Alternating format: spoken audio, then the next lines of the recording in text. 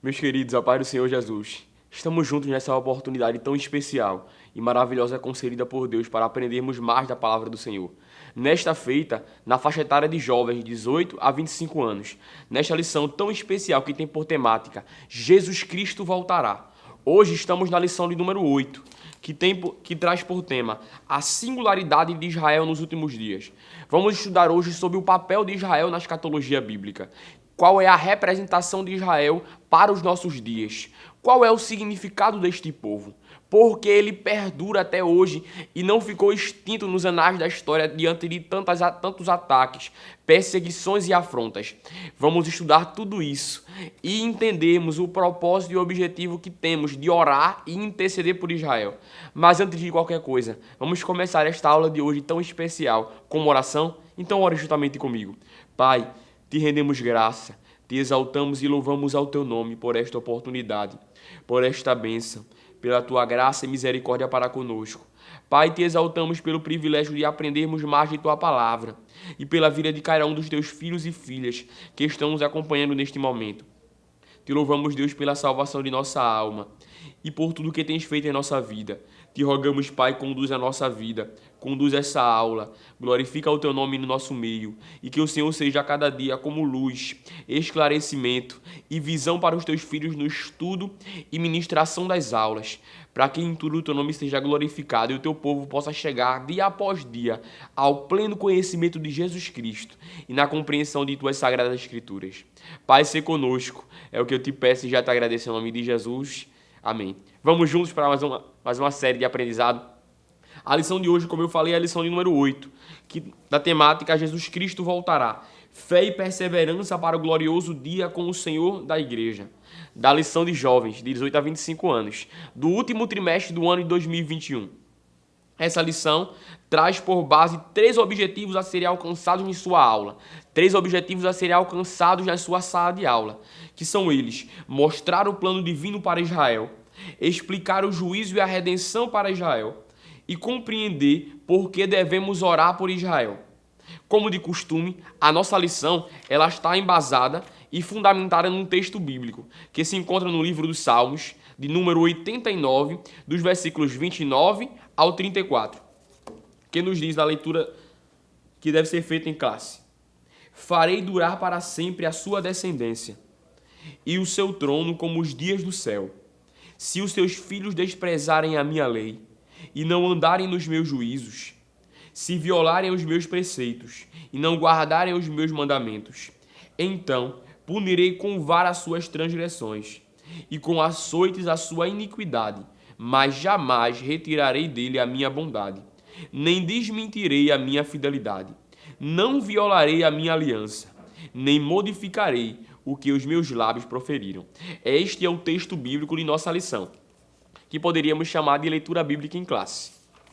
A nossa lição também tem o texto bíblico, que nas temáticas de adultos é o que chamamos de texto áureo.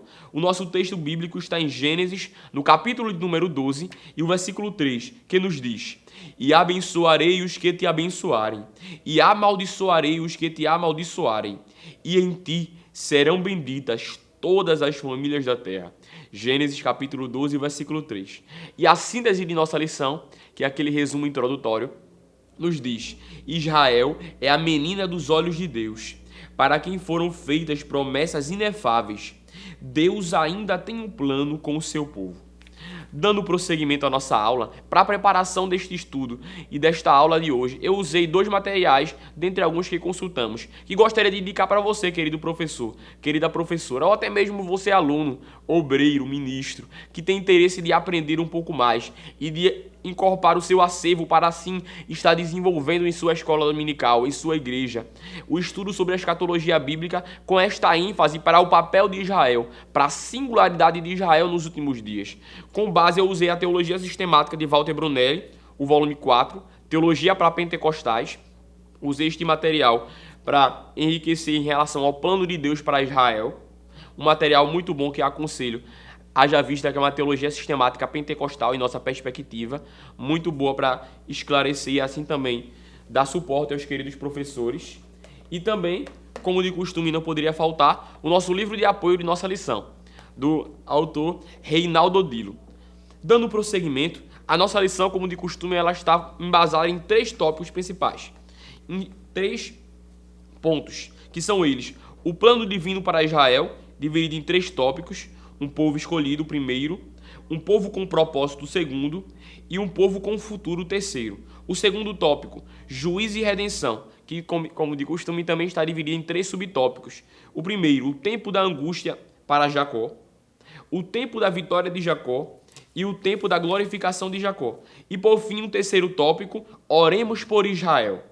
Deus pede que oremos por Israel, o primeiro subtópico. O segundo, Jesus pede que oremos por Israel. E por fim, como fechamento, o terceiro subtópico, o ódio do inimigo por Israel. A nossa lição, dentre os 3 objetivos, eu elenquei 2 para também ajudar em nossa didática e também para esclarecer algumas dúvidas que sempre surgem em relação ao estudo da escatologia bíblica, quando olhamos para Israel neste panorama, que são eles: por que Israel é tão especial e como existe até os dias de hoje? Aqui iremos trabalhar um pouquinho em relação a tantas perseguições que sofreram até os nossos dias, tantos ataques, tantos inimigos que se levantaram, e por que este povo, em detrimento de outros, como a Babilônia, como os assírios, eles permanecem e não se extinguiram com o passar do tempo. E também a igreja tornou-se o Israel de Deus após o evento de Atos 2. Vamos esclarecer esses 2 pontos, trabalhando também em cima dos 3 objetivos de nossa lição, para assim dar a você, querido professor, a você, querida professora, subsídio e também um pouco mais de conteúdo para assim trabalhar com o seu aluno em sala de aula. O primeiro ponto de nossa lição fala justamente sobre isso, sobre um povo escolhido, que é aquilo que faz Israel ser diferente. Como bem sabemos, quando Deus escolhe Israel, eles não eram um povo, nem tampouco tinha ainda este nome. Israel tem sua origem em Abraão, Gênesis capítulo de número 12. Deus ele faz uma promessa a Abraão. Ele vai até Abraão em Ur dos Caldeus, na região ali de Harã, e fala com ele e chama ele para uma caminhada de fé no deserto até Canaã, para uma terra prometida por ele. Deus chama Abraão e vai dizer a ele, Gênesis no capítulo 12, o versículo 2. Gostaria de ler com os irmãos. Deus chama Abraão e vai dizer a ele, de ti farei uma grande nação, e te abençoarei, e te engrandecerei o teu nome, se tu uma bênção. A partir daqui, já começamos a ver o princípio do povo de Israel. Não era um povo, mas como todo povo tem uma origem, a origem de Israel começa com Abraão, o patriarca, aquele que chamamos de pai da fé, o amigo de Deus.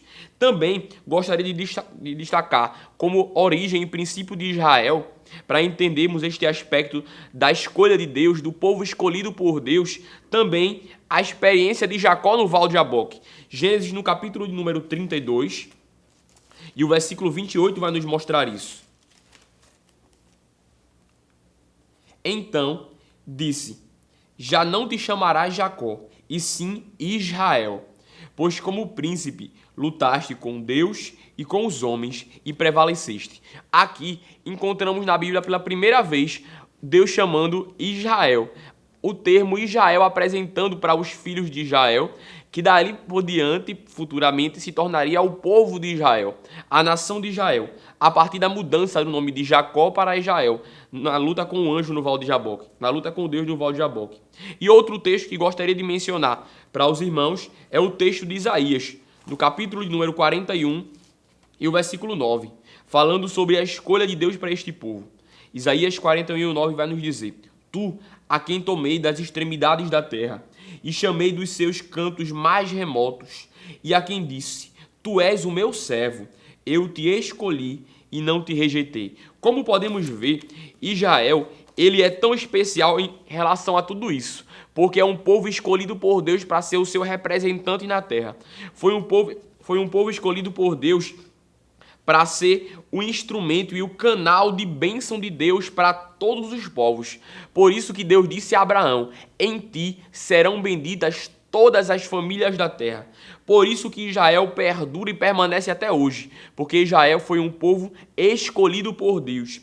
É um povo escolhido por Deus.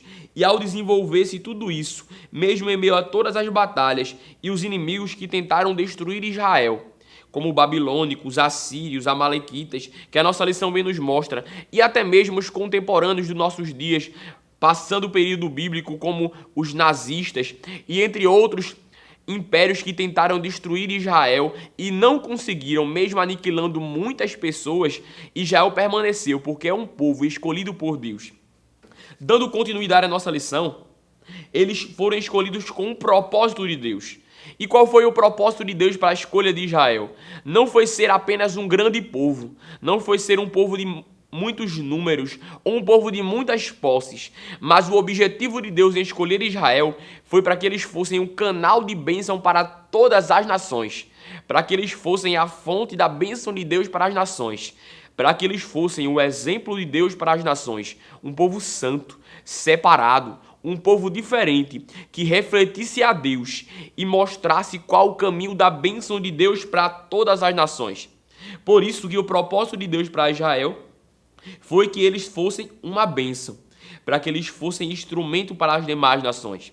Dando continuidade à nossa lição, o terceiro subtópico do primeiro objetivo, o primeiro tópico de nossa lição, é um povo com futuro. Daqui podemos entender por que Israel permanece até os dias de hoje. Podemos entender por que Israel não pereceu até os dias de hoje. Porque diferente de outros povos, Israel não teve começo, meio e fim. Israel tem começo, meio, mas o seu fim não veio a existir porque ele é um povo com promessa de Deus. E mesmo em meio à desobediência de Israel, mesmo em meio à rejeição de Israel a Cristo, mesmo em meio à não aceitação de Israel ao Messias enviado por Deus, Deus ele não rejeitou Israel por completo. Deus ele não desprezou Israel. Deus não colocou um ponto final na história de Israel. Como vimos em nossa leitura, Deus ele prometeu a Davi e fala através dos Salmos que mesmo o povo desobedecendo, mesmo o povo pecando, mesmo o povo andando por veredas de iniquidade, o Senhor mandou castigo, mandou punição, mandou juízo, mas ele não violou nem invalidou a sua promessa para Israel.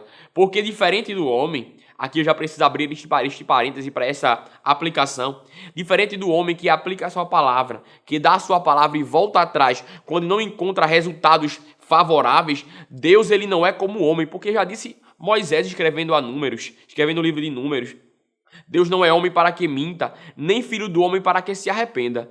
Já disse o profeta Malaquias, inspirado por Deus, que o Senhor ele não muda, ele é imutável. Em decorrência disso, ele não invalida as suas promessas em virtude da nossa falibilidade como homem. Por isso que Israel não pereceu em meio ao pecado. Por isso que Israel não foi aniquilado em meio ao pecado. Porque Israel é um povo com futuro. Por isso, eu preciso mencionar com os irmãos e ler com vocês o texto do profeta Jeremias, no capítulo número 31 e o versículo 37, que nos diz: Assim diz o Senhor, se puderem ser medidos os céus, lá em cima, e sondados os fundamentos da terra, cá embaixo, também eu rejeitarei toda a descendência de Israel, por tudo quanto fizeram, diz o Senhor.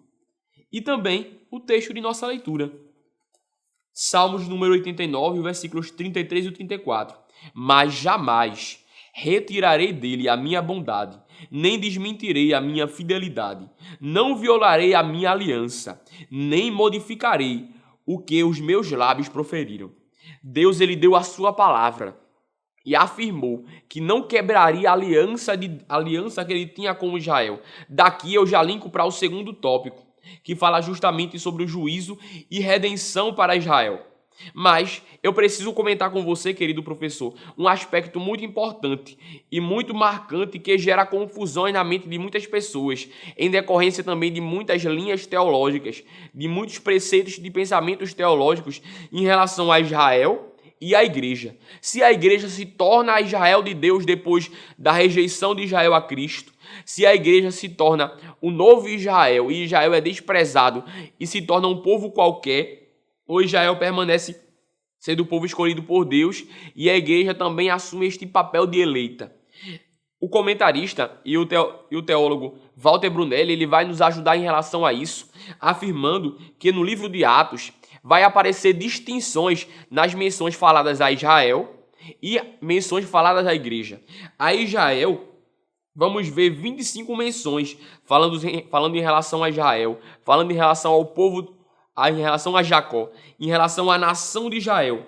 E a igreja, 19 vezes mencionando e assumindo esta expressão.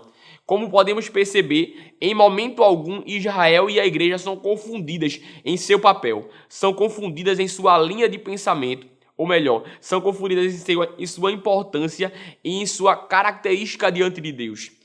Haja vista que podemos perceber que ambas foram eleitas por Deus de forma coletiva, eleitas por Deus no que podemos chamar, segundo o teólogo Walter Brunelli, de eleição corporativa, que é uma eleição de um povo, que é a eleição de uma nação, para salvação e com o propósito de ser povo de Deus. Israel foi eleita por Deus como nação santa e povo de Deus. E a igreja, inaugurada no dia de Pentecostes e fundada por Cristo no Calvário, ela também é eleita por Deus para ser o povo do Senhor.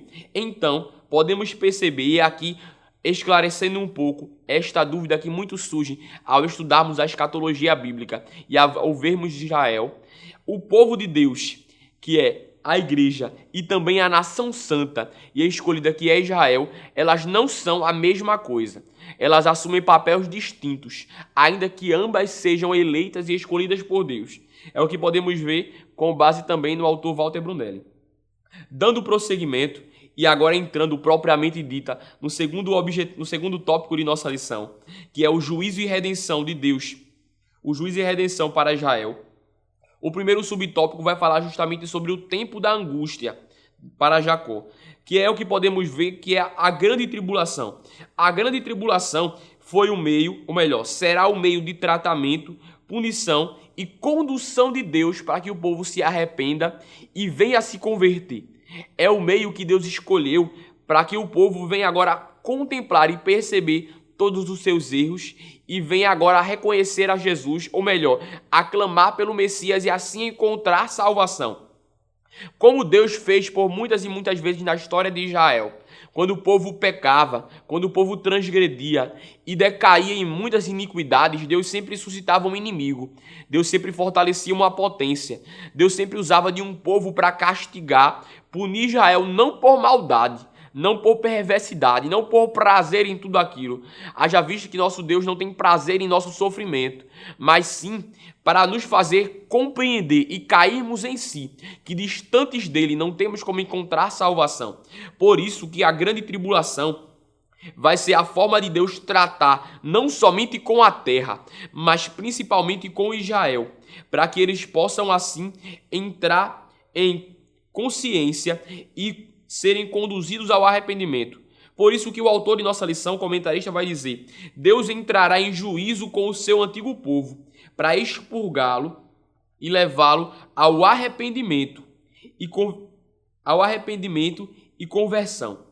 Por isso que este período da grande tribulação, que bem sabemos que durará 7 anos, nestes 3 anos e meio, que é o período da falsa paz no governo do anticristo, ao fim desses 3 anos e meio, vai haver a perseguição ferrenha a Israel. O anticristo vai querer colocar a sua imagem no templo e ser adorado. Com isso, vai haver uma grande perseguição e um ataque das nações para destruir por completo Israel. Para destruir Israel, que vai se opor a esta expressão de adoração do anticristo. Que vai ter por desejo colocar a sua imagem no templo. E aqui vai se cumprir a profecia de Daniel no capítulo 9 e o versículo 27, quando fala da desolação dos últimos dias. Quando fala do assombro que acontecerá nos últimos dias, repetido por Cristo no sermão profético de Mateus capítulo 24. E também que aconteceu de uma forma tipificada no período de Antíoco Epifânio, quando ele vai sacrificar uma porca no templo e ele vai colocar a imagem de Zeus, que também vamos perceber que era, na verdade, a própria imagem do Antíoco Epifânio, para ser adorado, profanando o templo dos judeus, profanando o templo de Deus. E agora o cumprimento completo desta profecia, como sabemos, o cumprimento naquele tempo e o cumprimento escatológico vai acontecer no período do anticristo, quando ele, depois dos 3 anos e meio da falsa paz, virá para Israel no templo para visar ser adorado. Mas com isso vai haver a resistência de Israel. Então haverá aquela perseguição, haverá o juízo, haverá muitos povos que se reunirão para tentar destruir Israel por completo e tomar a cidade santa. Daqui, linkamos para o segundo tópico, que é o segundo subtópico, melhor dizendo, de nossa lição, deste ponto, juízo e redenção para Israel, que é o tempo da vitória.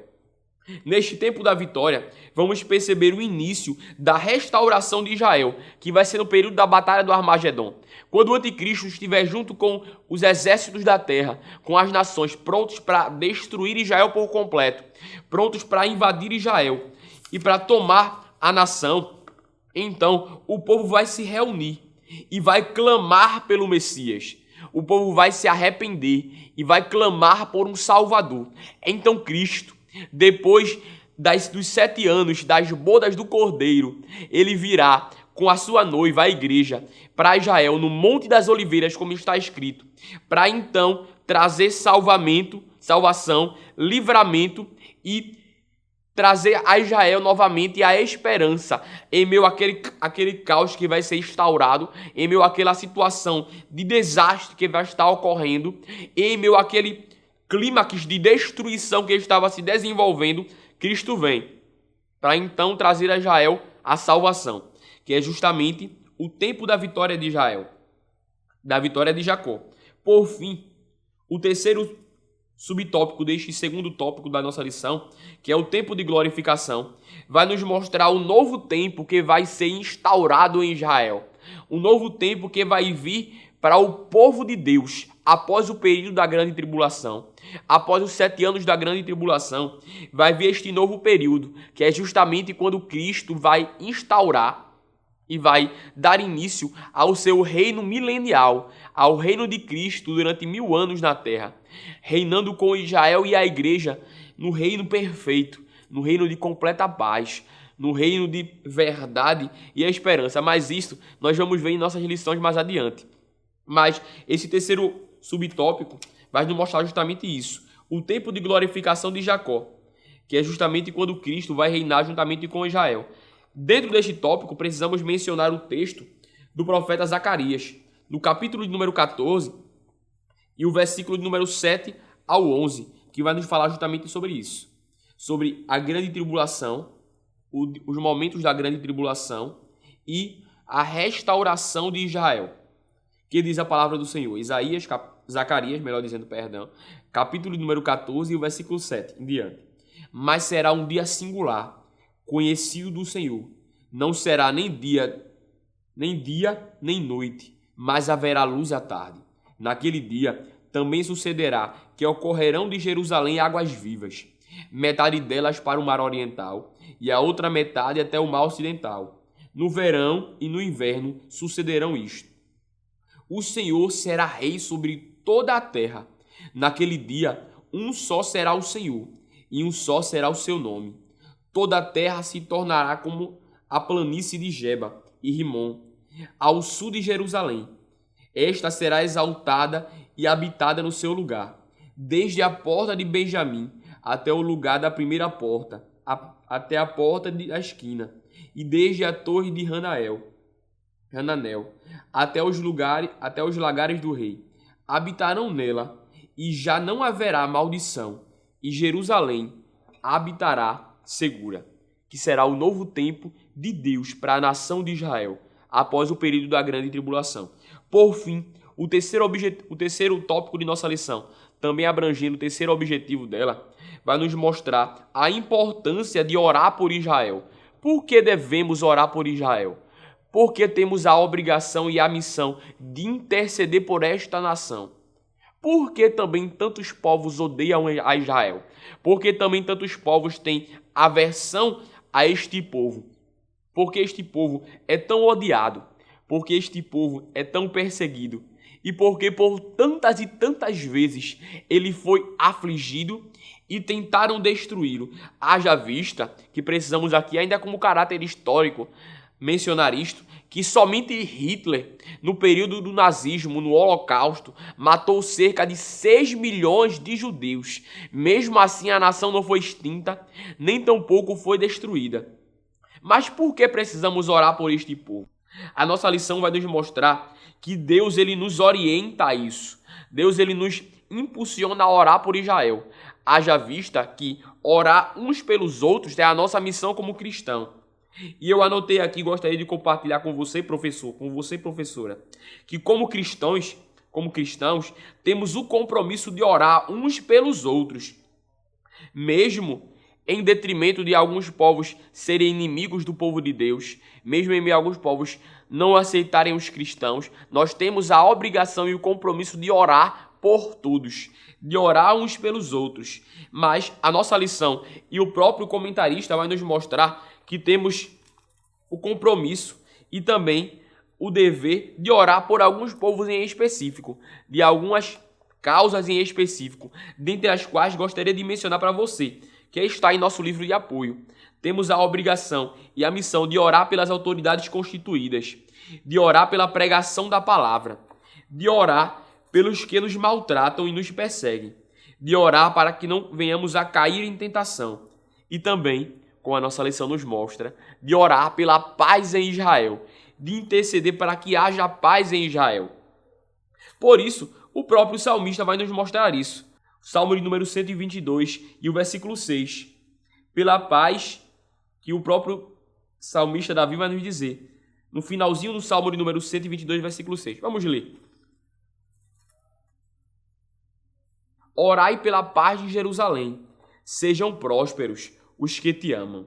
Ou seja, é a missão de cada um de nós como igreja, é a missão de cada um de nós como cristãos, interceder e orar por Israel. Interceder para que haja paz nos muros de Jerusalém. Interceder para que haja paz naquela nação. Haja vista que o nosso próprio Deus é chamado no Antigo Testamento em muitos momentos como o Senhor da paz, como Jeová Shalom. E o próprio Cristo é expresso e anunciado nas profecias de Isaías como o príncipe da paz. Por isso, temos a missão de interceder e orar por Israel para que haja paz nos seus muros, para que haja paz em Israel, para que haja paz em Jerusalém. Dando prosseguimento e caminhando para a conclusão, o segundo subtópico vai nos mostrar que o próprio Cristo, ele pede para que venhamos a orar por Israel, como nos mostra no Evangelho escrito no Evangelho segundo Mateus, no capítulo número 24 e o versículo 20, quando Cristo nos impulsiona e nos pede para orarmos para que o período da grande tribulação não venha a ocorrer no período de inverno, nem tampouco no dia de sábado, que era o dia de descanso. Com isso, podemos perceber a importância de intercedermos e orarmos por Israel. Porque também o próprio comentarista de nossa lição vai nos mostrar no livro de apoio que a oração também é uma demonstração de amor. A oração também é uma expressão de amor que o crente deve ter para com o seu próximo, deve ter para com o povo de Israel. Porque dentre tantos que odeiam a Israel, a igreja tem a missão de amar a Israel, porque foi o povo escolhido por Deus. E também, a partir daí, que vem a igreja como consequência, haja vista que com o advento da salvação alcançada aos gentios e também no dia de Pentecostes, a igreja também se torna eleita por Deus e também herdeira das bênçãos do Senhor para Abraão, que justamente nos faz filhos de adoção.